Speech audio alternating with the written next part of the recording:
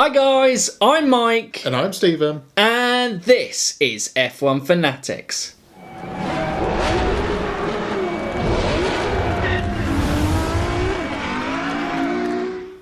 Welcome back to F1 Fantasy Weekly, and it has arrived. Whoa. The first preview of the season. F1 is back, baby. Well, we still have to wait until Friday, but really, it's nearly back. F1 coming to screens near you soon. I love that. Yeah, but it feels like it's back. back. The preview is back. So F1 Fantasy preview. It's back. A proper race preview. Well, we don't look at the race. Who cares about the race? We care about fantasy. I mean, we also care about the race, but who cares? We're caring about fantasy. We care about them points. We are, indeed. But guys, if you are new around here and this is the first time you're listening, obviously go and catch up on F1 Fantasy is back and F1 Fantasy Explained if you are not entirely sure on what you're doing in F1 Fantasy. But if you are new to F1 Fantasy and you haven't started already, it is still time before the start of the season. F1 Fantasy is a game just like any fantasy sports game where you can play against mates or against people all around the world, or in the F1 Fanatics League. We will leave the code in the description below and also at the end of this little section as well, just to kind of encourage you to join. But yes, you have 5 drivers and a constructor who score you points or lose you points over the course of a duration, and the team with the most points at the end culminates, and the person with the most points at the end of the season wins. Oh yeah, something. First run out of that little intro segment. I know. Good. It's exciting. So if you are joining us today, we'll give you a little rundown of what goes... All the first this episode. I'm trying to remember. It's like... First time we get to say preview. First time mini explanation of F1 Fantasy. Oh. It's exciting. It just feels like F1 is back. I've been excited. You know it's back when you're doing your first previews of the season. But if you haven't had an F1 Fantasy weekly preview before, I will give you a quick run down. And so today we will be looking at who we think will do well as kind of drivers and also as teams as well. Maybe the ones to kind of look out on a constructor's front. We'll also recommend who we think will be the best turbo driver pick for the weekend. We'll give you a couple of options there before showing our team ahead of this weekend. And then the new feature, which is Rate Your Team. Rate your team. Rate your team. Rate your team. I don't know why we say things ridiculously, but there's a lot of things we do on this podcast. I'm not entirely sure why. It just happens. It just kind of happens. But basically, we've taken comments from the last couple of videos of people who've shared their teams, and I think we're taking 2 or 3. And yeah, we're going to rate their team. Yeah. As said. And of course, rounding off as always with a Kimi moment of the week. If you've managed to survive that long into the podcast, hopefully you enjoy that, which is usually where we kind of get a little story from Kimi's career, or if there has been something relevant in the week, we bring up a topical Kimi moment of the week. But we are now going to get kicked into the action. And so we are going to start. We'll start off with... Should we start off with the teams or drivers first? Let's go teams. Teams are probably much quicker. To talk about. Mercedes. Mercedes safe bet. I saw someone comment and they said, what would you say is more important, a driver or a constructor's? I think the comment went. Sorry, I forget. I should have it up. But yeah. And I would always say constructor every day. Because... well, the streaks of one thing, because they need both drivers to be qualifying and finishing the top 10. So the mid-table teams, it's always a bit unlikely. Obviously, the top teams can have reliability issues and whatnot, but they're more likely to pick up those streak points. So I would always back constructors. So basically, all we look at here is either Mercedes, Red Bull, or Ferrari. And going on testing... you got to say Mercedes. It's probably going to be a safe bet for Australia. I definitely agree with that. Mercedes, to me, are the safe bet, and they're the ones that are most guaranteed. And also, I think building on that point is there's usually a massive points difference between it. So I think the general constructors outside of Mercedes last year were scoring around about the kind of 20 to maybe 25 mark on a very good week. And, you know, that was about still a 40 or 50 point difference to whoever was top, either Mercedes or Ferrari, in that second half of the season. And yeah, Mercedes, if you can work their team, it would be kind of something nice to kind of, it's a solid base to build your team. They are expensive. But if you're going to go outside of Mercedes, I think Red Bull are the team. Yeah, they're looking good. They're quietly having a very positive start to the season. In testing, at least. And I also think there's a big enough price difference that you can really make a big impact on reinvest that money into drivers. Because Mercedes, I believe, is, obviously we went through the prices, but I think it's 32 million. 32.2. 32.2, and Red Bull is 24.6. So yeah, that's a massive difference, where Ferrari's around 27 million, isn't it? 27.4. There you go. Exact numbers. Look, we're actually prepared on fantasy this year. I can't, but it's the ease of the website now. Just makes things so much more accessible. Yeah. It's very nice. We're bigging up F1 fantasy this year. But yeah, I just think Red Bull, you can make a significant difference. And if you are going to back them, you can get like a Lewis Hamilton in as a driver. And, you know, you can probably go Hamilton and Verstappen and still build quite a good team without having to sacrifice and maybe getting the kind of Grosjeans and Lance Strolls in that they could work, but they're a little bit unsure. Yeah. But yeah, outside of that, I did see someone, they might be in Rate Your Team, I'm not sure, but they had Racing Point as a constructor, and I think first race, because of the look of similarities in the Mercedes, if they have got it right, it could be an incredible pick. Could be a very quick car. But it is super high risk, because the price was only about 10 mil, I think. Well, here we go. Let me get it up for you. That's what I'm here for. Roll me out for the prices. 10.1. 10.1. I'm pretty good in terms of getting close. I'm not getting these pointed ones, but that was a little bit difficult. Not good enough. I'm sorry. If it rounded down, I would have been right. But yeah, I just think with that is the only midfield constructor that I would go near. Out of the lower picks. Okay, fair enough. As an outside pick, my advice is the top three are your safe bets, and Mercedes is, What we're basically saying is go for Mercedes. Or Red Bull. Or Red Bull. Red Bull we can understand. Ferrari, I think, with the uncertainty around them and, you know, how things are in Italy with the coronavirus, I think things would have been affected. I believe Maranello is in the northern part of Italy.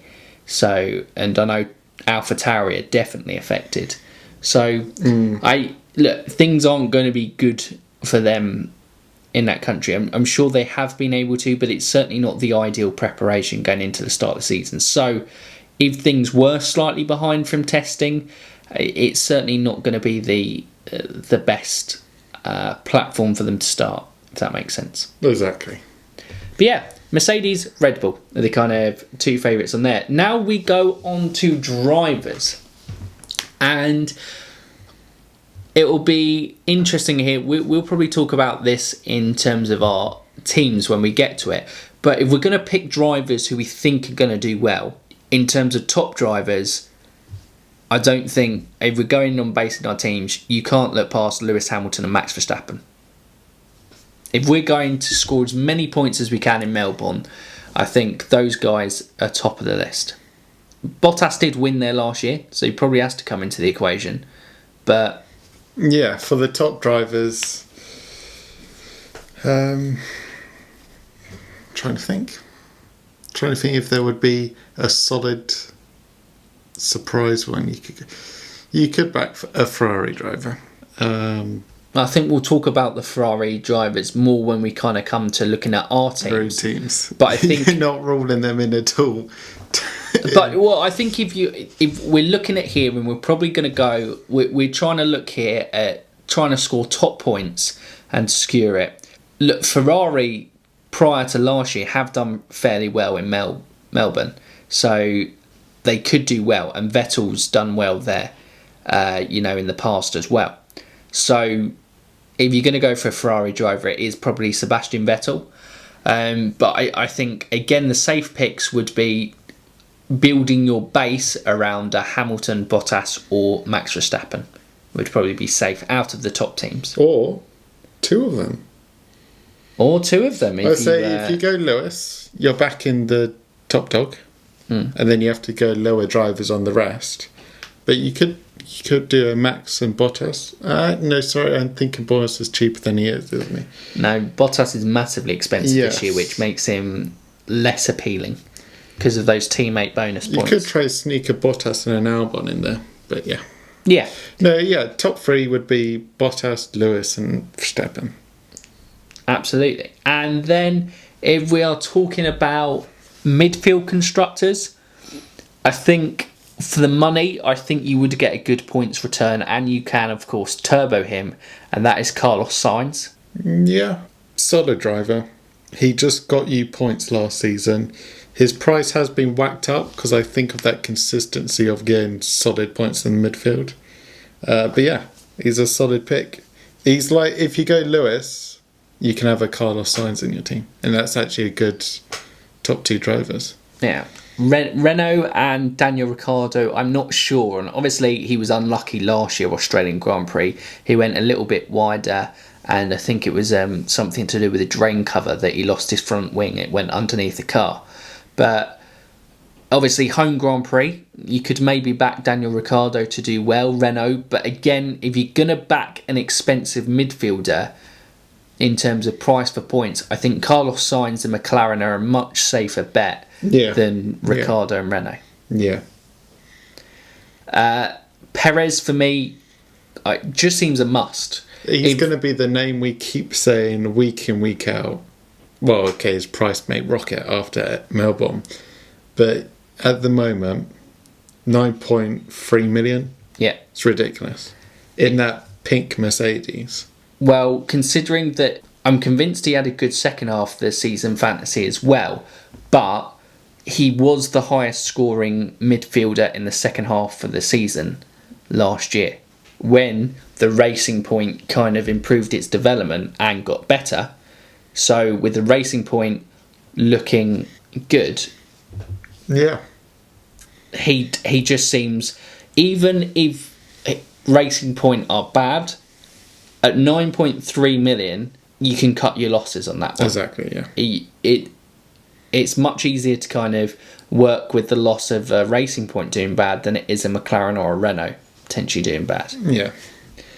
And having that Perez at 9.3 even allows you to have two top drivers in your team. Because he's for the cheapest chips drivers, again, there's going to be one name we're going to be saying quite a lot, and it's George Russell. Yeah, George 5.9. So you have Latifi at 5.8, Russell 5.9, and Grosjean 6. Yeah. And then you have Giovinazzi at 7.7, which is quite a big step up of 1.7. So in most fantasy teams, a bit like in fantasy football, you have a cheaper driver to allow you to kind of maximise your points with higher priced drivers. And so George Russell, last year, especially I think for the first half of the season, was one of the highest scoring drivers because week in, week out, he beat his teammate. So he got teammate bonuses.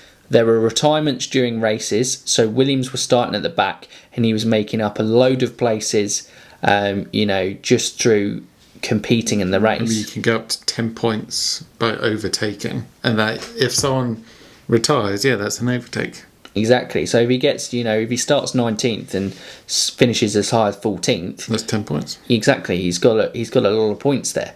So, he is an absolute no-brainer, and I do think George Russell will continue to dominate his teammate. So it seems an obvious choice on this one. And that probably, is our standout performance. Yeah. Who we do. And so move on to Turbo Driver. Who would be your first Turbo pick? Well, like we said, Carlos Sainz.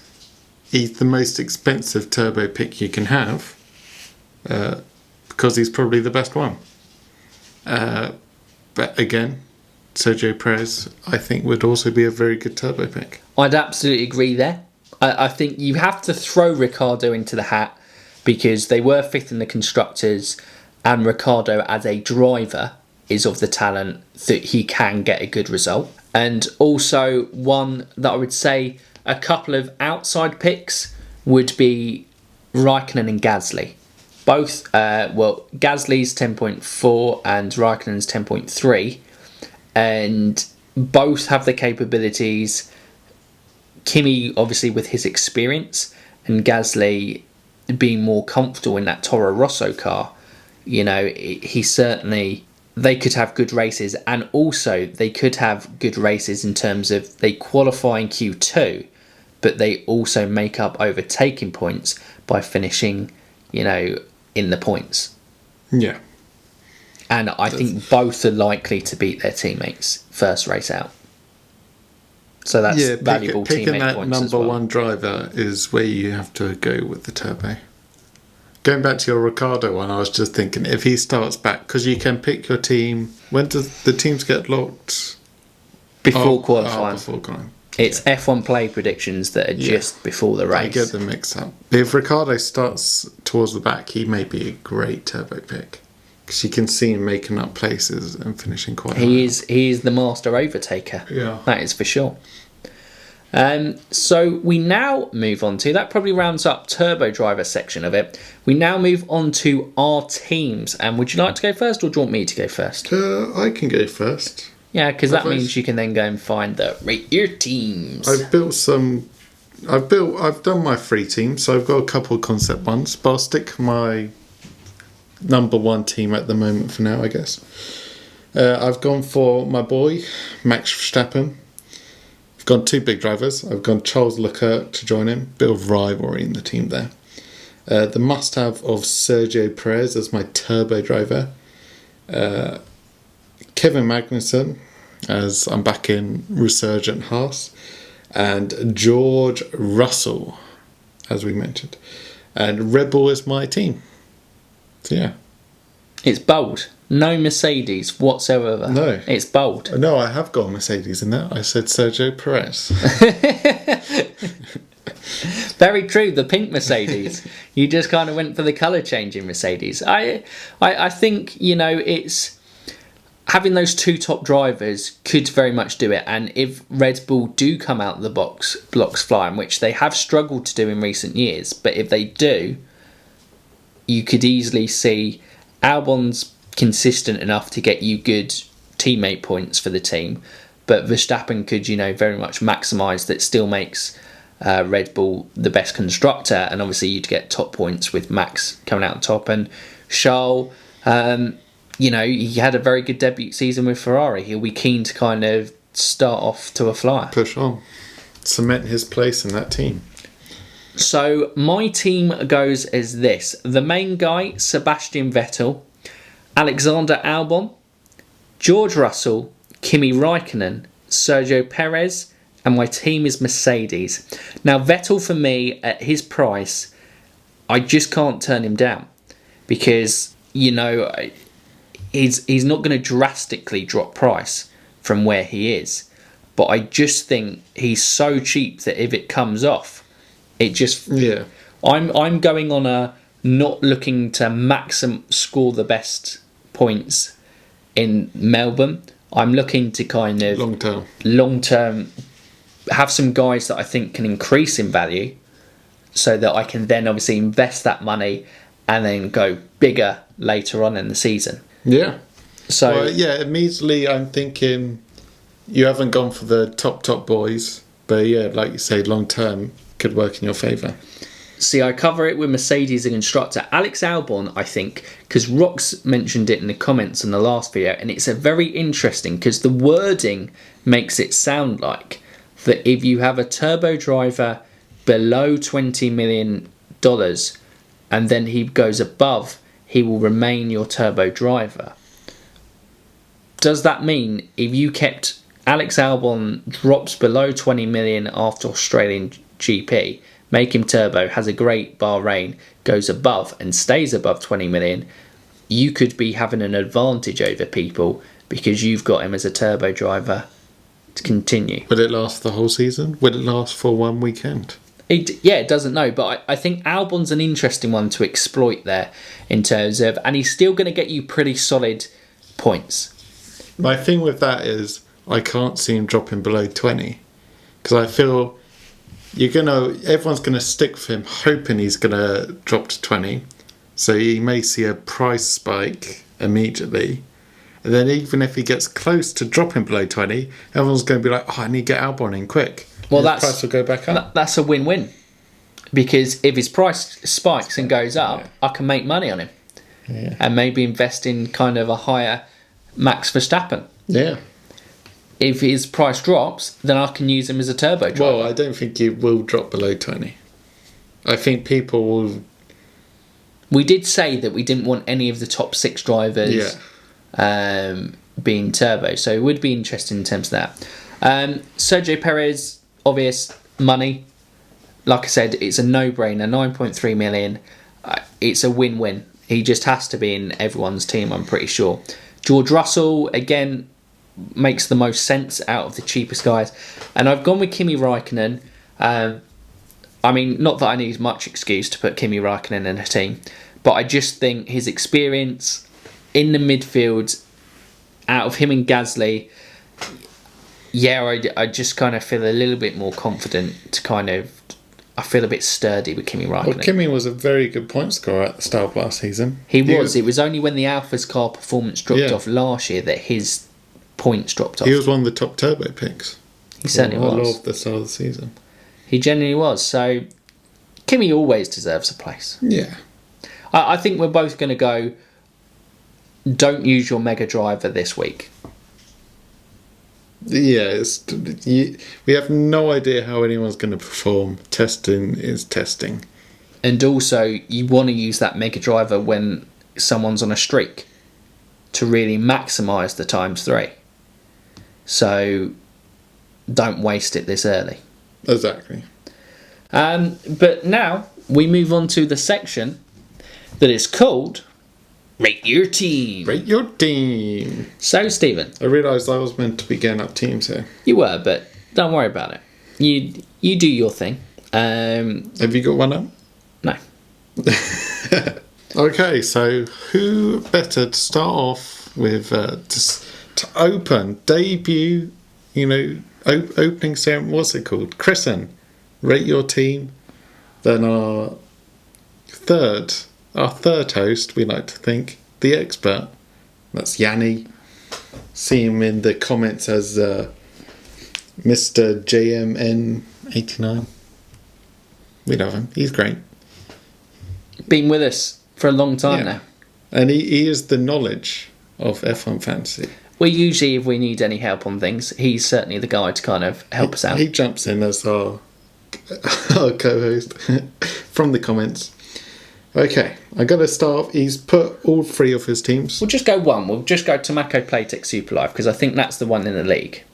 Okay, so he has gone, like me, great minds think alike. Max Verstappen as his number 1. He's gone Sergio Perez, can't resist. He's gone for you, Alex Albon.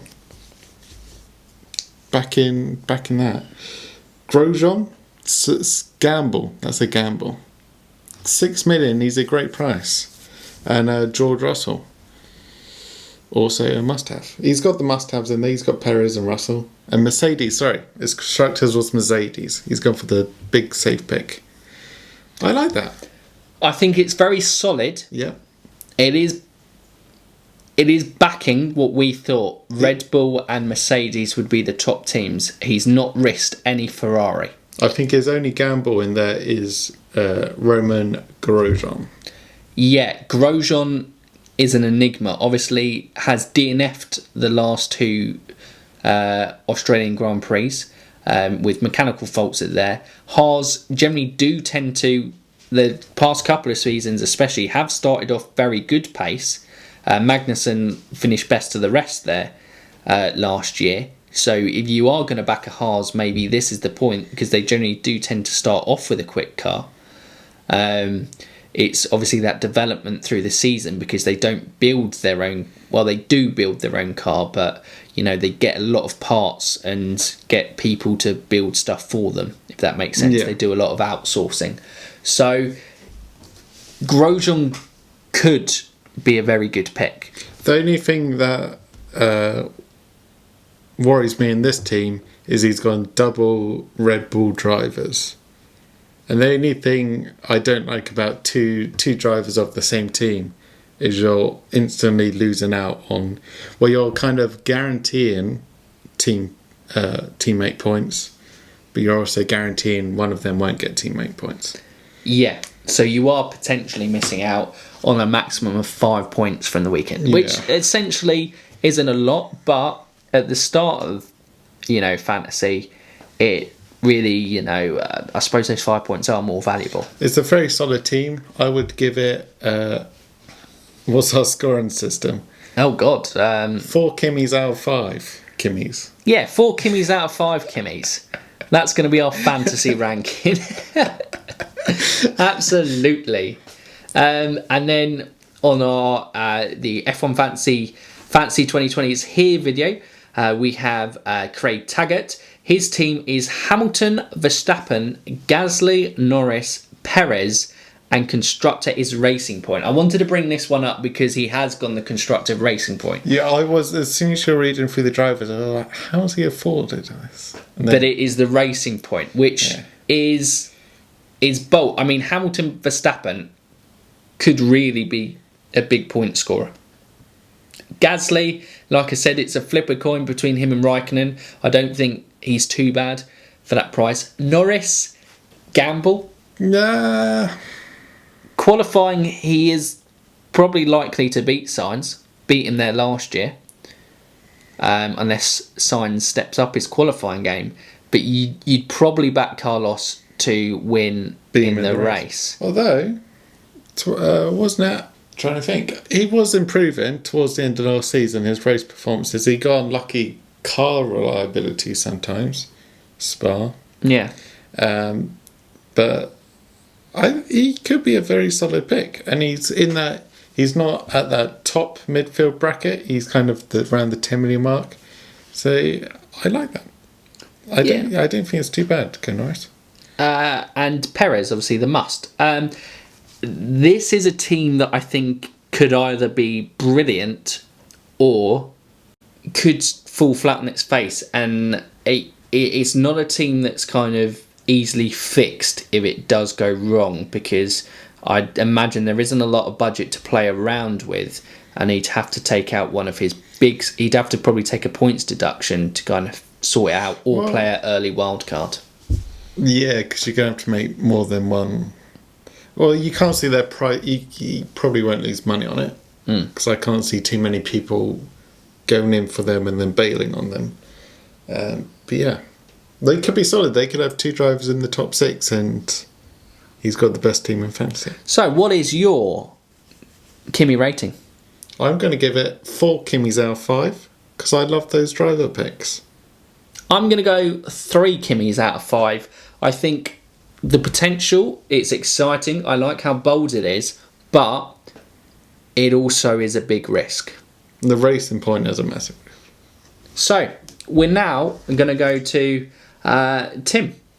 And Tim's comment has put, who has he got in his team? So, we are going to go with Team 1 for Tim.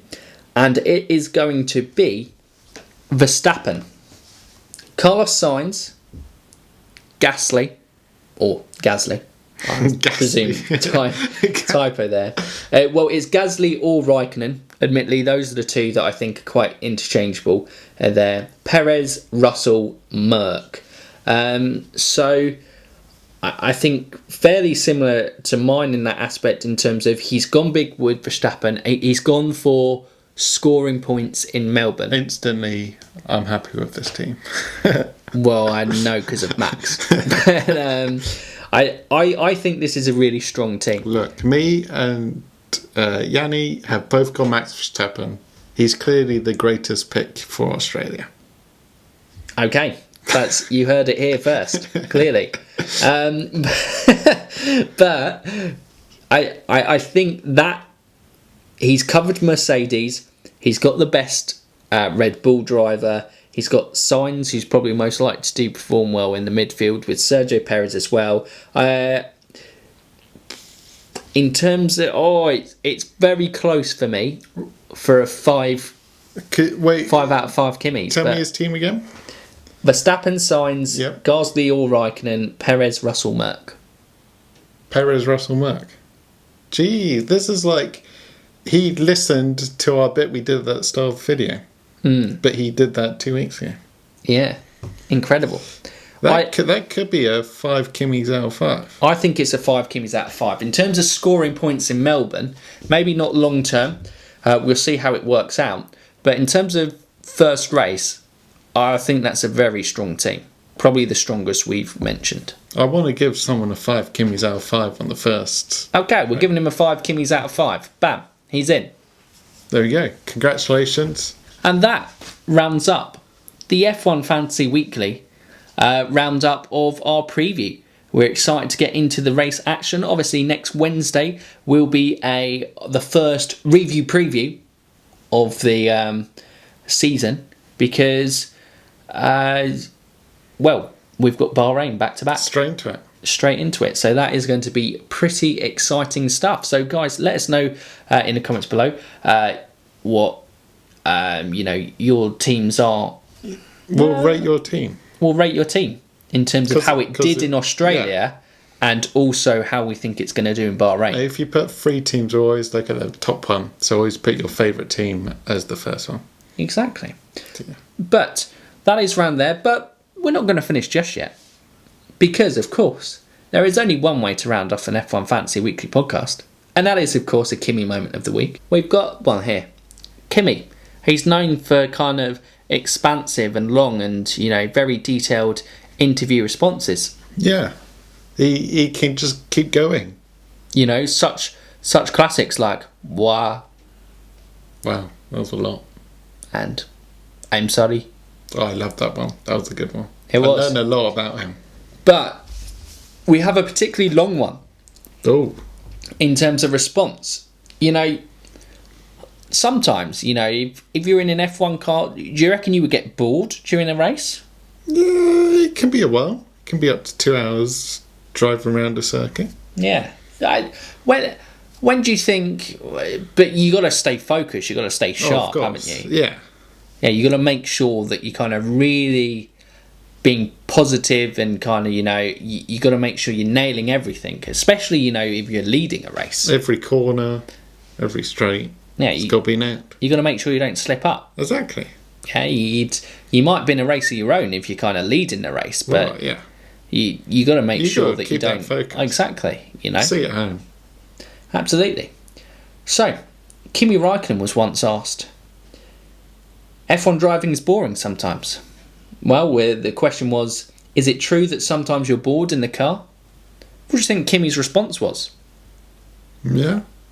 Well, he says only when I am in front by a country mile, like in Melbourne last year.